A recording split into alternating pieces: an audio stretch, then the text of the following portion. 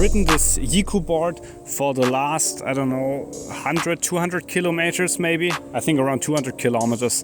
So I even rode it in Amsterdam. And I experienced, you know, the good stuff, the bad stuff about it. And a lot of bad stuff actually hit me first when I first unboxed it and used it.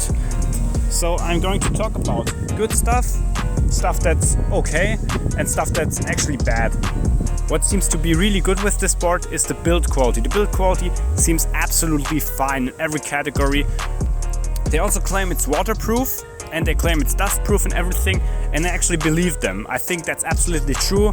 This board seems to be really nicely built, nicely packaged. The seal around the battery and everything is really thick. It seems to work, and I definitely believe them. I think this is splash proof at least. Don't throw this into water, but I think riding through puddles, through light puddles and riding through some, you know, wet roads definitely would work. The charging takes the usual 2 hours, and the battery is pretty big actually. It's 280 watt hours I think, and gives you a range of around 23 kilometers. That's basically the cheap model of it. They have a more expensive model that has more range, but this model has 23 kilometers of range. The torque of the motor is pretty good, but the power is only 800 watts. It feels kind of weak. Full throttle now. We are going really slow. Yeah, we're slowing down a little bit. So let's actually measure this hill. So I just measured this hill. It's 8 degrees, meaning it's 40% slope, and this thing is already going really slow up here. So this is a very steep part of the hill. I'm going to drive up and then we're going to measure how steep it actually was. Let's measure at another place. I don't know if you can see the pitch right here. It says 10 degrees, 10.5 degrees. So that's an 18% slope right here. Full throttle right now.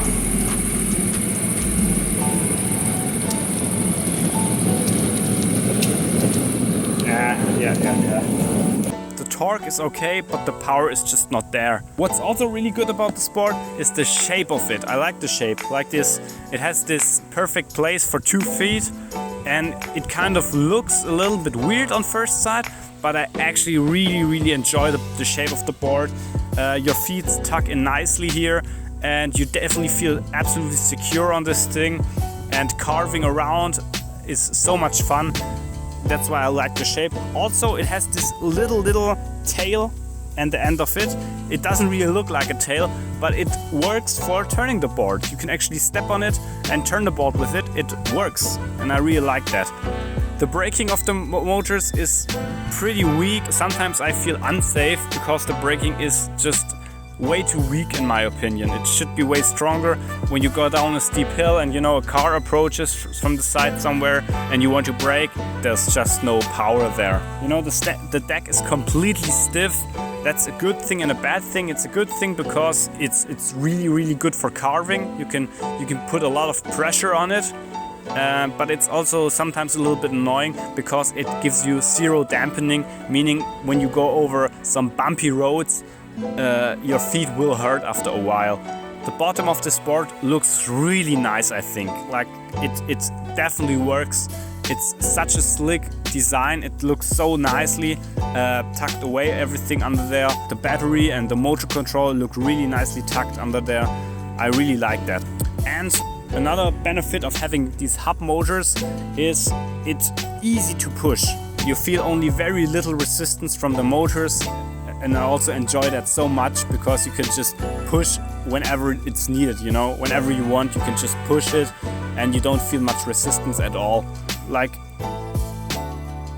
also the motors on these things, the glue they use for the urethane to bind to the alloy core of the whole wheel is perfectly fine. You know, there's no rattling noise, nothing from the wheels. So I really like these motors, they are great. And on top of them, because they don't give them too much phase amps, the motors actually stay pretty cool even under heavy loads usually. So the board shouldn't die on very long hills. There's a goat up there. I was wondering who's sneaking around. There's a goat up there, what the fuck? So now things that I think really come down to taste. The grip tape of this board. Using a bright grip tape is always an issue because it will get dirty and look ugly after a short period of time. But not only that, I don't really like the bright look of it, and also like it doesn't work together with the shape of the board. I think they should go for a more darker color. That's just my opinion, and it's not really something, you know, to criticize this board for, but my personal taste is more like darkish colored grip tapes. Now, here are the bad things about this board, like things that actually bother me. This remote right here, it does not really work. You can get used to it, like the first 100 times starting with this board. It's very annoying to ride and pretty much dangerous sometimes even. The problem is this remote has a quite big dead zone, meaning the first few millimeters you move this stick, basically nothing happens. And that's absolutely acceptable, because when they produce these things on the assembly line, they can't calibrate every single remote that's going off the assembly line. But the problem is, as soon as you have like 10% throttle applied, 10 to 40% of the way you're moving the stick, all the power is distributed.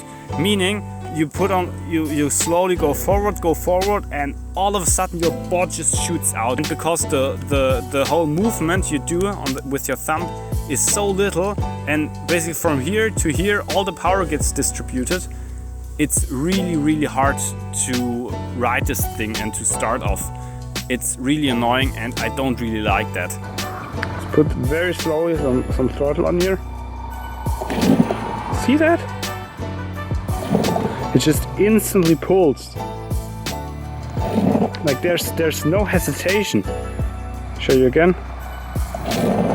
See that? Like you can't even put like a tiny bit of amount of force on it. It just instantly takes off.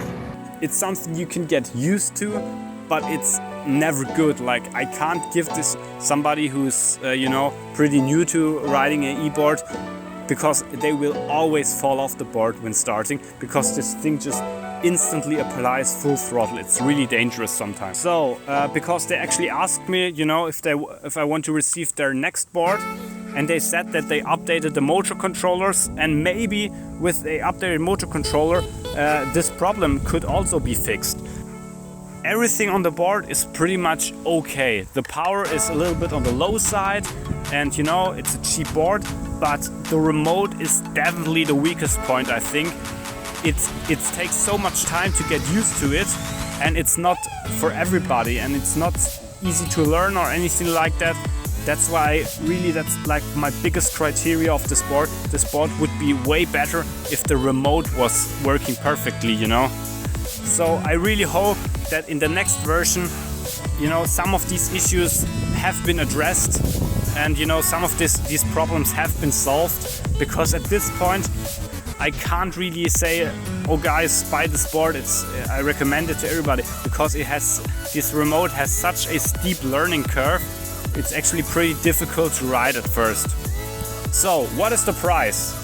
The price of this board is $470 or 430 euros, and I think that's pretty okay for this board. What is better about this board than the real board is this nicely tucked battery, the bigger battery with longer range, I think more reliable looking style. That's what you get, and honestly, you get a big downgrade when it comes to the remote, because the remote is definitely the weakest point about this whole electric longboard. If you want to buy this board, I have an affiliate link in the description. You can click at it, you can buy something, and I get a small percentage of what you pay, basically. So if you think this board is worth it, you can buy it. It's 430 euros, you know, it's an okay price. I personally think it's an below average board. It's not perfect, it has some issues. I think if they can address this issue, this board would be so much better. That's it for my review. Thank you guys so much for watching, and I see you in the next one. Ciao!